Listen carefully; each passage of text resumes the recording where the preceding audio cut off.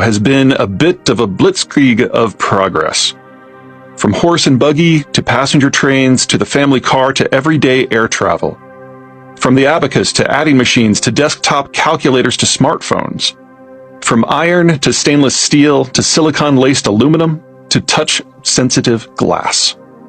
From waiting for wheat to reaching for citrus to being handed chocolate to on-demand guacamole. Our world has gotten cheaper and certainly better and most definitely faster. And in recent decades, the paces of change and achievement have accelerated further. We've witnessed the release of more than 30 ever more sophisticated versions of the iPhone in just 15 years. We're attempting to shift wholesale to electronic vehicles at 10 times the pace we adopted traditional combustion engines. The laptop I'm tapping this down on has more memory than the combined total of all computers globally in the late 1960s.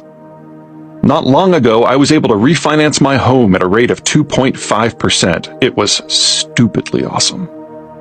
It isn't simply about stuff and speed and money. The human condition has similarly improved. During the past 7 decades, as a percent of the population, fewer people have died in fewer wars and fewer occupations and fewer famines and fewer disease outbreaks than since the dawn of recorded history. Historically speaking, we live in an embarrassment of riches and peace. All of these evolutions and more are tightly interwoven, inseparable. But there's a simple fact that is often overlooked. They are artificial. We have been living in a perfect moment, and it is passing. The world of the past few decades has been the best it will ever be in our lifetime. Instead of cheap and better and faster, we're rapidly transitioning into a world that's pricier and worse and slower. Because the world, our world, is breaking apart. I'm getting ahead of myself.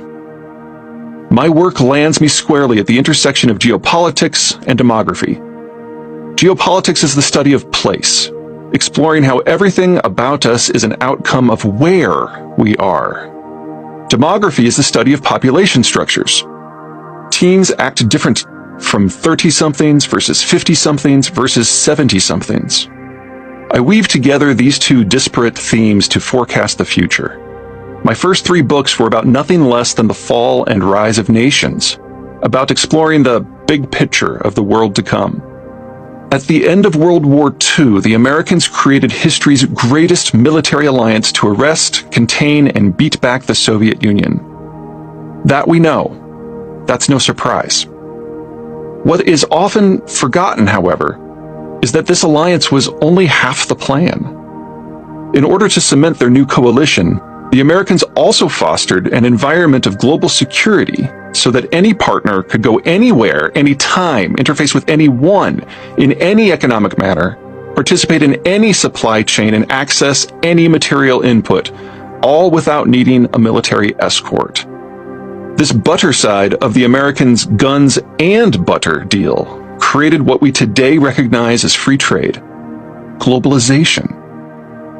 Globalization brought development and industrialization to a wide swath of the planet for the first time, generating the mass consumption societies and the blizzard of trade and the juggernaut of technological progress we all find so familiar. And that reshaped global demographics.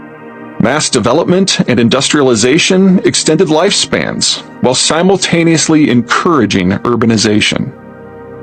For decades, that meant more and more workers and consumers, the people who give economies some serious go.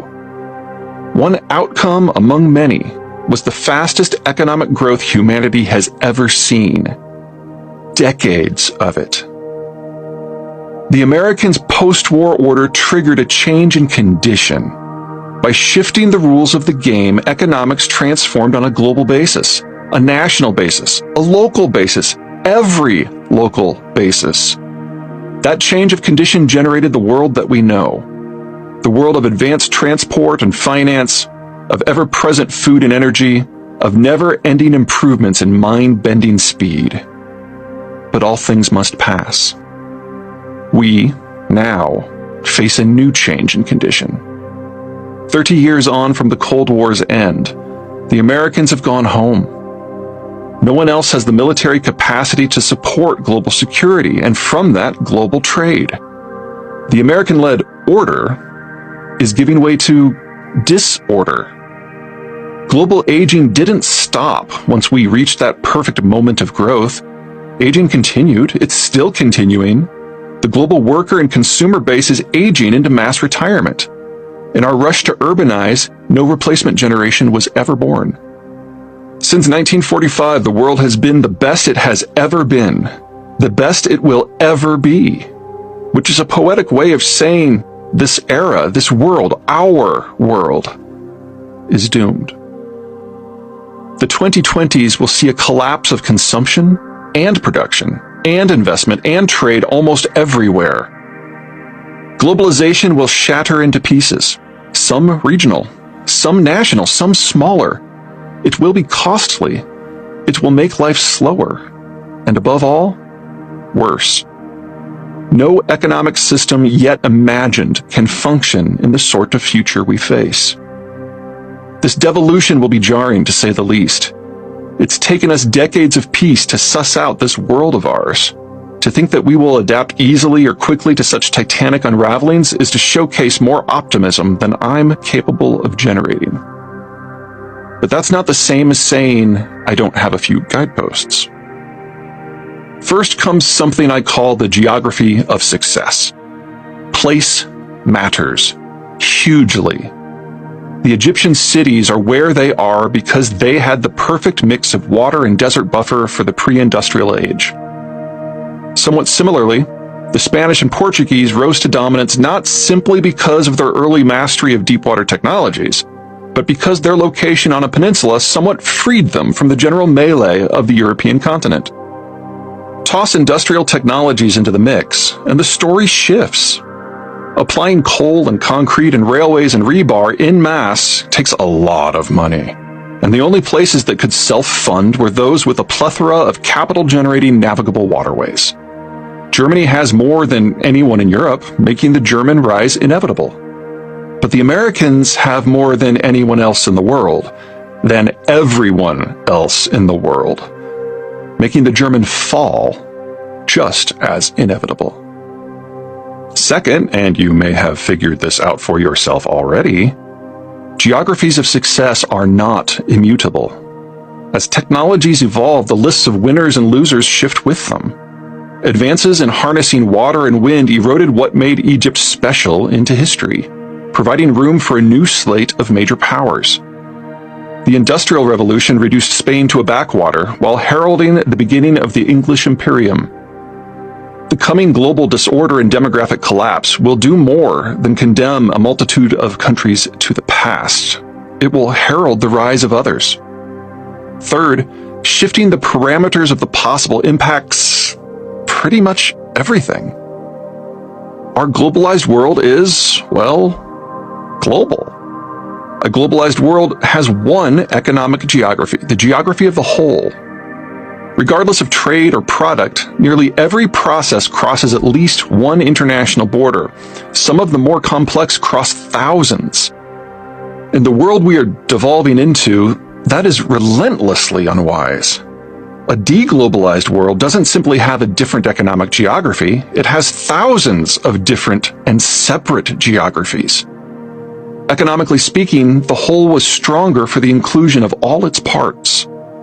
It is where we have gotten our wealth and pace of improvement and speed. Now, the parts will be far weaker for their separation. Fourth, not only despite the global churn and degradation, but also in many cases because of it, the United States will largely escape the carnage to come. That probably triggered your BS detector. How can I assert that the United States will waltz through something this tumultuous? What with its ever-rising economic inequality, ever-fraying social fabric, and ever more bitter and self-destructive political scene? I understand the reflexive disbelief. I grew up during the age of duck and cover. I find it galling that issues such as safe spaces and colleges devoid of divergent viewpoints, transgender bathroom policy, and vaccine benefits have even crossed into the proverbial town square, much less all but crowded out issues such as nuclear proliferation or America's place in the world. Sometimes it feels as though American policy is pasted together from the random thoughts of the 4-year-old product of a biker rally tryst between Bernie Sanders and Marjorie Taylor Greene. My answer? That's easy. It isn't about them. It has never been about them. And by them, I don't simply mean the unfettered wackadoos of contemporary America's radicalized left and right. I mean America's political players in general. The 2020s are not the first time the United States has gone through a complete restructuring of its political system. This is round 7 for those of you with minds of historical bents. Americans survived and thrived before because their geography is insulated from, while their demographic profile is starkly younger than, the bulk of the world. They will survive and thrive now and into the future for similar reasons. America's strengths allow her debates to be petty,